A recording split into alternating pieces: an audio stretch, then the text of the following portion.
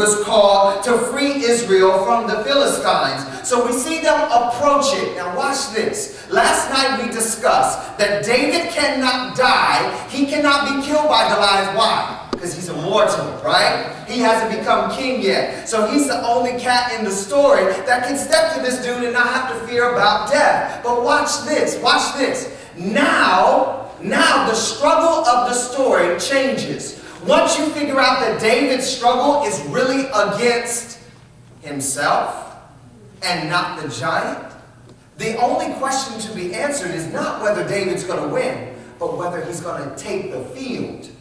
If David takes the field, he is going to win. The question on Saul's standpoint is not if this is the king of Israel. God chose him. The only question is he going to show up to inauguration day? See, in both of those stories you see, are they going to show up or are they going to stay back because they got baggage?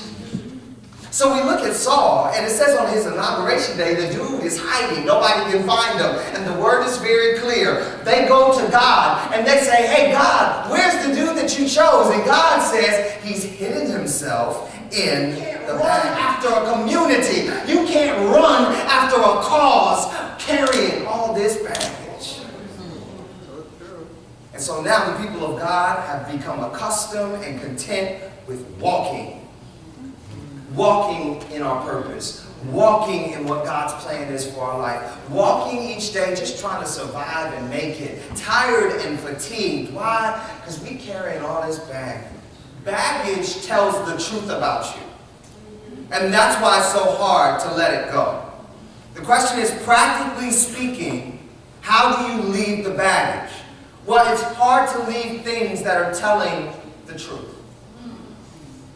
This pile of baggage here, when it talks about Michael Polite and who he really is, what he really thinks, what are his true weaknesses, and what he is saying are strengths that really aren't his strengths, when this pile of baggage says that, it's actually being honest. Baggage knows us better than a lot of times we know ourselves.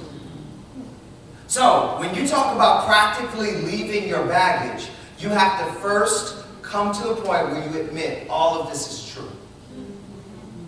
Stop running from baggage. Stop denying that this is your baggage.